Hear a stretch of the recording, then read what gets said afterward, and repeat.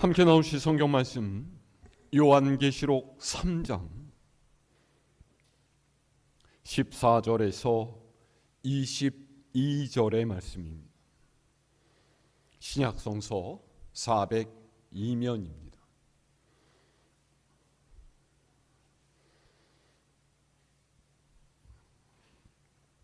요한계시록 3장 14절에서 22절까지 제가 한 절 여러분이 한 절씩 교독합니다.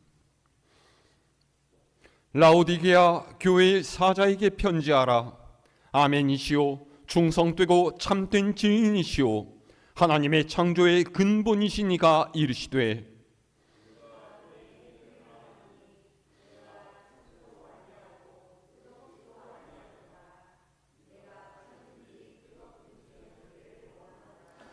네가 이같이 미지근하여 뜨겁지도 아니하고 차지도 아니하니 내 입에서 너를 토하여 버리리라.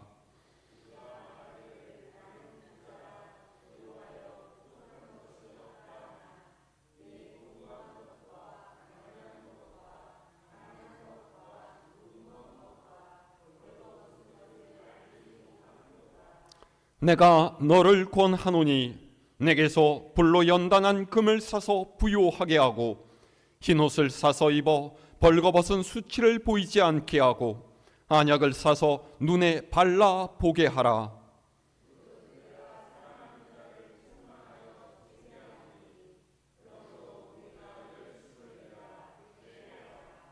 볼지어다 내가 문 밖에 서서 두드리노니 누구든지 내 음성을 듣고 문을 열면 내가 그에게로 들어가 그와 더불어 먹고 그는 나와 더불어 먹으리라.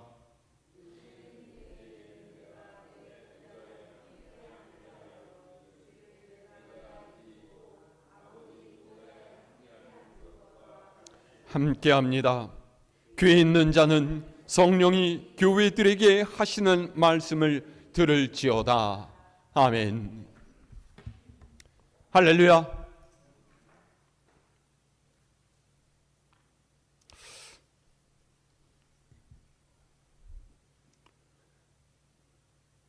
요즘에 감기 걸리신 분들이 있더라고요. 여름에 감기를 걸린다라는 게 이해가 처음엔 안 됐었는데요. 요즘에는 에어컨도 있고 이렇게 추운 데와 더운 데를 왔다 갔다 하다 보니까 몸이 그걸 잘 못 받아들이고 감기에 걸리는 분도 있고 그런 것 같습니다. 하나님께서 지으신 우리의 육체는 어떤 기계보다도 정밀합니다. 그 좋은 예 중에 하나는요, 바로 우리의 체온이에요. 우리가 태어나는 순간부터 죽는 순간까지 우리의 몸은 36.5도라는 적정 체온을 유지하기 위해서 쉬지 않고 일을 합니다. 체온이 올라가면 땀을 흘려서 식히고요, 체온이 내려가면 몸을 떨어서 열을 내죠. 우리가 의식하지 않아도 잠을 자는 동안에도 몸은 스스로 36.5도를 유지하기 위해서 애를 쓰는 거예요.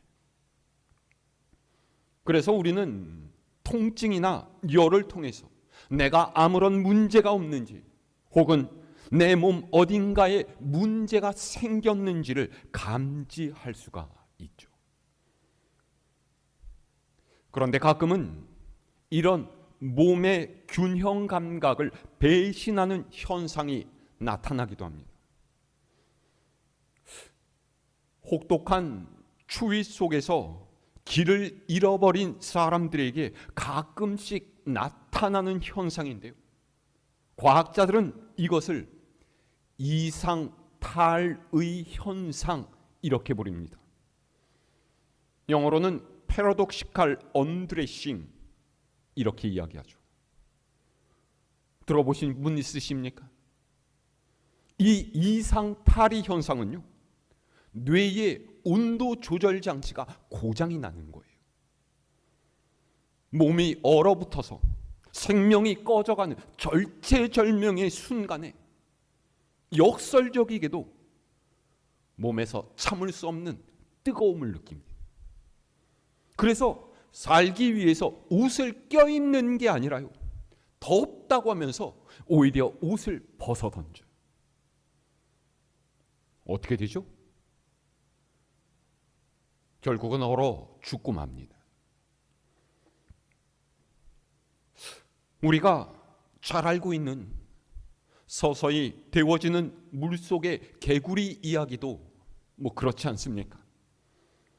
개구리를 펄펄 끓는 물에다가 집어넣으면요, 기겁하고서 튀어나옵니다. 그런데 처음부터 미지근한 물에다 넣고서 아주 천천히, 아주 조금씩 온도를 올려가면요, 개구리는 변화를 깨닫지 못하고 아주 편안하게 있다가 어느 순간에 끓는 물 속에서 죽어버리고 말죠. 조금씩의 변화가 감각을 속인 결과예요.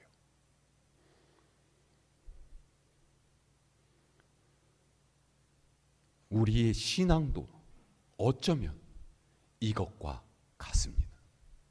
여러분, 지금 우리의 신앙 어떻습니까? 오늘날의 세상에서 우리는요, 박해도 없고 핍박도 없는 그 어느 때보다 따뜻하고 쾌적한 영적인 온실 속에서 살아가고 있어요. 어느 날 갑자기 우리 믿음이 식어버렸다면 우린 그걸 바로 알아차리겠죠. 위기를 느끼고서 회복하려고 몸부림을 칠 거예요. 하지만 만일 아주 천천히, 아주 느끼지 못할 정도로 믿음이 그렇게 식어간다면 어떻겠습니까? 기도가 조금씩 짧아지고 주일이 조금씩 다른 날들과 다를 바가 없게 되고 헌신하려고 하는 마음이 조금씩 사라지고 모든 것이 조금씩 귀찮고 부담스러워지게 되면 어떻게 되겠습니까? 아니, 어느새 이미 감각이 무뎌질 대로 무뎌져서 내 믿음이 식었다는 것조차 느끼지 못하는 영적인 저체온증의 상태가 되었다면 여러분 어떡하시겠습니까? 조난당한 사람이 추위를 느끼지 못하고 개구리가 뜨거워지는 물을 깨닫지 못하는 것처럼 내 삶이 영적으로 무기력해졌다라는 것 전혀 알아차리지 못한다면 그것은 정말로 큰 문제가 아닐 수 없어요. 자, 오늘 말씀 14절에서 16절까지 우리 다시 함께 읽어볼까요? 시작! 라우디게아 교회의 사자에게 편지하라. 아멘이시오, 충성되고 참된 증인이시오, 하나님의 창조의 근본이시니가 이르시되 내가 네 행위를 아노니 네가 차지도 아니하고 뜨겁지도 아니하도다. 네가 차든지 뜨겁든지 하기를 원하노라. 네가 이같이 미지근하여 뜨겁지도 아니하고 차지도 아니하니 내 입에서 너를 토하여 버리리라. 아멘. 오늘 말씀은 소아시아 7교회 중에 라우디게아 교회에 주신 말씀이에요. 주님께서 뭐라고 하셨습니까? 너는 덥든지 차든지 해라 그러셨어요. 덥든지 차든지 해야 되는데 너희는 이것도 저것도 아니고 미지근하다라는 거예요. 그래서 내 입에서 너희를 토해버리겠다라고 하시죠. 여러분, 우리가 토하는 이유가 무엇입니까? 상한 음식을 먹거나 내 비위에 맞지 않아서 역겨움을 느끼게 될 때 우리는 토하게 되어 있어요. 그러니까 한마디로 몸에서 받아들이기를 거부할 때 이런 증상이 나타나는 거죠. 다시 말해서 라오디게아 교회는 주님께 맞지 않는 교회고요, 주님의 비위를 상하게 하는 교회라는 거예요. 그걸 주님께서는 미지근하다라고 표현하셨죠. 그러면 덥든지 차든지 하라는 말의 뜻이 무엇이겠습니까? 믿으려면 확실하게 믿고, 그렇지 않을 거면은 차라리 믿지 말아라, 이런 말이겠습니까? 아니에요. 천하보다 한 영혼을 귀하게 여기시는 주님께서 그렇게 쉽게 그분의 백성을 내팽개치시지는 않습니다. 그러면 무슨 말입니까? 주님께서 베푸신 은혜에 맞게 하나님의 말씀에 합당한 반응을 보여라 라는 거죠. 제가 예전에도 한번 말씀드린 적이 있는데요, 우리 몸에는 외부적인 자극에 반응을 하는 감각들이 있어요. 여러분, 뜨거운 것을 만지면 어떻게 반응하십니까? 아, 뜨거워! 그러잖아요. 그죠? 차가운 것 만지면 어떻게 반응합니까? 아, 차가워! 그러잖아요.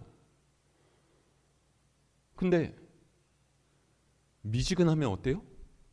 아우, 미지근해! 이래요? 아니에요. 이렇게 반응하는 사람은 없어요. 미지근하면 아무런 반응을 하지 않습니다. 그저 그 미지근함을 누릴 뿐이죠. 주님께서는 여기에 대해서 경고하셨어요. 믿음의 사람이라면 하나님의 말씀에 반응하고 하나님의 뜻을 추구하며 하나님의 나라를 위해서 움직여야 되는데, 라오디게아 교회는 그렇지 않다라는 거예요. 사실 우리 중에 나는 그래도 신앙생활을 열심히 잘 하고 있다, 그렇게 생각하는 사람 얼마나 많겠습니까? 10사람한테 물어보면요, 9은 아유, 송구합니다. 더 열심히 믿음으로 살지 못해서 부끄러울 따름이에요. 그렇게 대답하겠죠.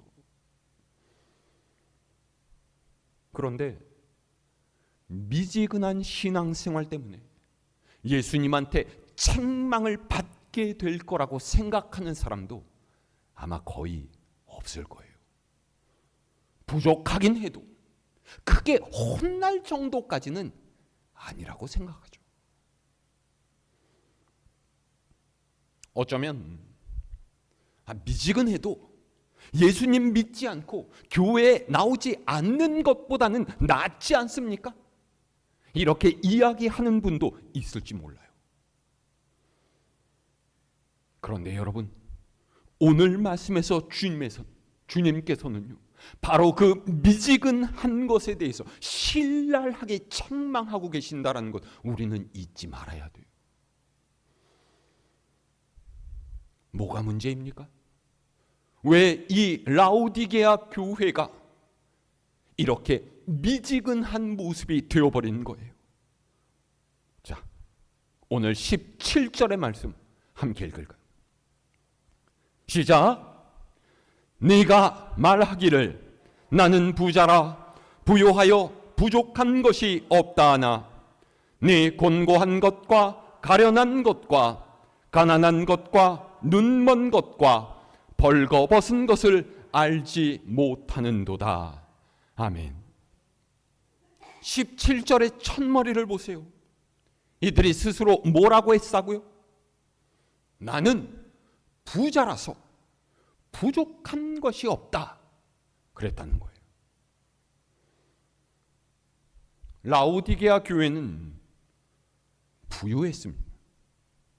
물질적으로 부유해서 모자람을 느끼지 못하니까 아무런 문제가 없다라고 생각한 거예요. 보세요. 라오디게아 교회 교인들도요, 처음에는 신앙생활을 열심으로 했을 거예요. 주님을 향한 사랑도 뜨거웠겠죠. 그런데 그들은 서서히 그들이 속한 세상의 영향을 받기 시작했어요.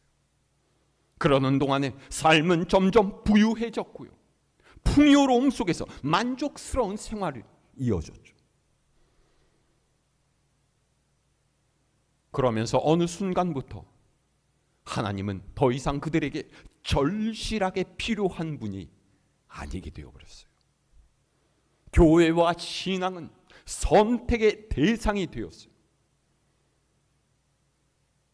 그렇다고 해서요, 이들이 주님을 부인한 것은 아닙니다. 주님께서 내 삶에 없어도 된다라고 이야기한 적은 없어요. 하지만 주님은 여러 가지 가능성 중에 하나가 되어버렸죠. 있으면 좋고 없으면 좀 섭섭한 그런 존재가 되어버린 거예요.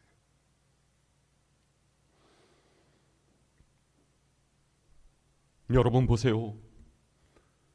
라오디게아 교회는요, 내가 부자라서 부족한 것이 없다라고 자부를 했지만 주님께서는 그들이 눈먼 소경과 같다라고 말씀하십니다. 자신의 곤고함과 가련함, 가난함과 눈멀고 벌거벗은 것을 모르고 있다라고 하셔요. 거울 앞에 서 있지만 거울을 보지 않는 사람, 체온계를 끼고 있으면서 눈금을 잃지 않는 환자가 바로 이들이었다라는 거예요. 가장 무서운 것은요, 이들이 이런 사실을 모른다라는 사실조차 모르고 있다라는 거죠. 여러분, 사람이 왜 죽을 병에 걸리는지 아십니까? 처음부터요, 치사율이 높은 질병에 노출되는 경우는 별로 없습니다. 암도 그렇고요, 다른 여러 가지 질병도 그렇지만은 보통은 자신이 병에 걸렸다라는 사실을 모릅니다. 그동안 병은 몸속에서 점점 더 위세를 불려가죠. 그렇게 모른 채로 지내다가 무슨 사달이 일어나고서야 자신이 병에 걸렸다라는 것을 알게 된 거예요. 그러면 그때는 이미 늦은 거죠.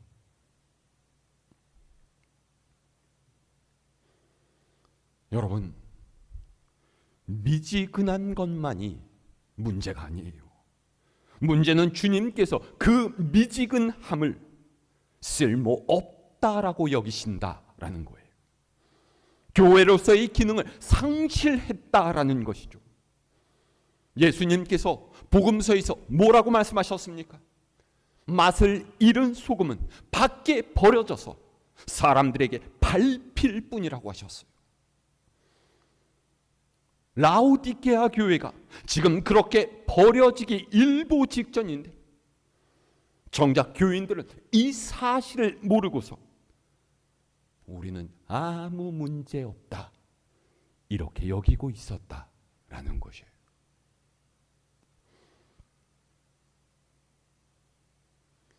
여러분, 미지근한 신앙으로는 아무것도 할 수가 없습니다.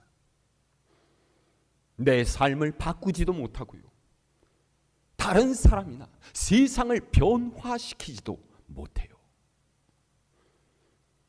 일상 속에서도 세상의 사람들과 다른 점을 찾아보기가 어렵습니다. 교회에 다니지만은요, 딱히 교회가 없어도 달라질 것이 없는 삶을 살아가요. 자신은 그리스도인이라고 말하지만 사실 그의 삶에는 그리스도께서 계시지 않습니다. 예수님을 주님이라고 부르지만 그의 안에는 오직 자기 자신으로 가득해요.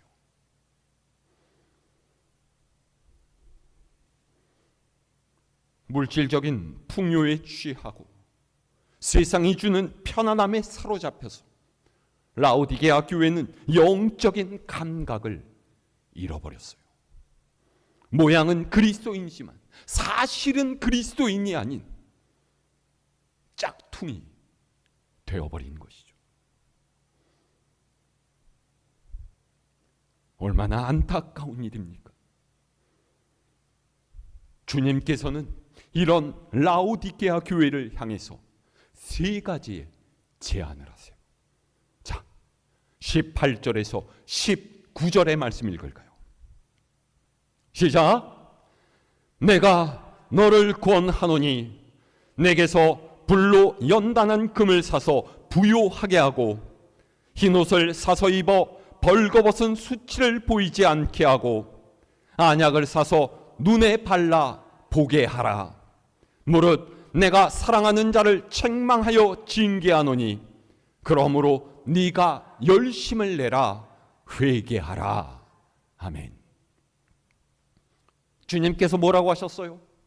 내게서 불로 연단한 금을 사고 흰옷을 사서 입고 안약을 사서 눈에 발라라 그러셨어요. 주님의 말씀은 눈에 보이는 외면적인 부분을 이야기하시는 것이 아닙니다. 영적으로 문제가 있다라고 하시는 거예요. 너희의 겉모습은 보기에는 부자 같지만 영적으로는 헐벗은 거지와 같고 눈먼 소경과 같다라고 하시는 거죠.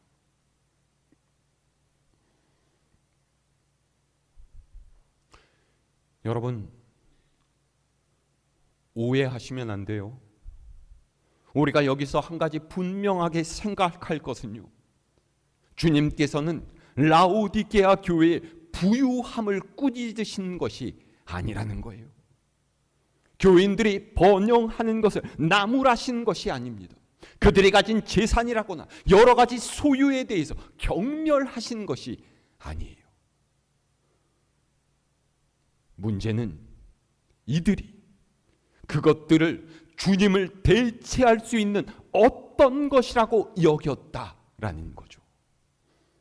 세상의 것으로 하나님을 대신할 수 있다라고 여기는 그들의 착각을 주님께서는 질타하신 거예요. 우리도 이 사실을 분명하게 알아야 합니다. 우리가 믿음의 열심을 내야 하는 이유는요, 세상의 것들을 얻기 위해서가 아니에요. 물질의 복이나 건강이나 자녀들이 잘 되는 세상의 복을 누리기 위해서가 아니라는 거예요. 썩어 없어질 세상의 것 대신에 썩지 않은 하늘의 상급을 받기 위해서죠. 그걸 얻는 방법은 주님을 사랑하는 길밖에는 없습니다.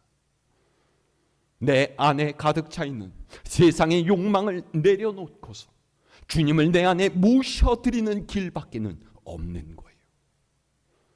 입으로만 예수님을 주님으로 부르는 것이 아니라 그분께서 진정한 우리 삶의 주인이 되시게 해야 하고요, 말씀을 따라서 주님의 뜻에 합당한 삶을 살아야 하는 거죠. 자, 20절에서 21절의 말씀 함께 읽을까요? 시작. 볼지어다 내가 문 밖에 서서 두드리노니 누구든지 내 음성을 듣고 문을 열면 내가 그에게로 돌아가 그와 더불어 먹고 그는 나와 더불어 먹으리라. 이기는 그에게는 내가 내 보좌에 함께 앉게 하여 주기를 내가 이기고 아버지 보좌에 함께 앉은 것과 같이 하리라. 아멘. 주님께서는 우리가 마음의 문을 열고 그분을 모셔드리기를 바라면서 기다리고 계십니다. 세상의 것을 향한 욕망으로 가득한 우리의 마음을 비워내고서 그분과 함께 먹고 마시며 은혜의 삶을 살기를 바라고 계셔요. 마음의 문을 열고 주님께서 내미신 손을 붙잡을 때 비로소 우리는 진정으로 만족하는 삶을 살아갈 수 있게 된다라는 것 여러분 잊지 마시기를 바랍니다. 21절 말씀 보세요. 주님께서는 편안함에 안주하면서 미지근한 믿음으로 살아도 괜찮다라고 말하는 세상의 유혹과 시험을 이기는 이에게 천국의 보좌에서 주님과 함께 앉는 영광을 주시겠다라고 약속하셨어요. 여러분, 이것이 바로 그리스도인의 소망이 아니겠습니까? 이것이 바로 우리 믿음의 원천이 아니겠어요?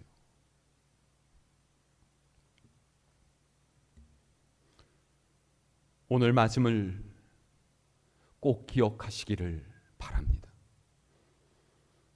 라오디게아 교회의 문제는요, 단지 미지근한 믿음을 가진 것만이 아니었어요. 자신이 미지근한 믿음으로 살고 있다라는 것 자체를 몰랐다라는 거죠. 부자라고 생각했지만 실상은 가난했고요. 볼 수 있다고 생각하지만 눈이 멀어 있었고, 옷을 입었다고 생각했지만 사실은 벌거벗은 상태였어요.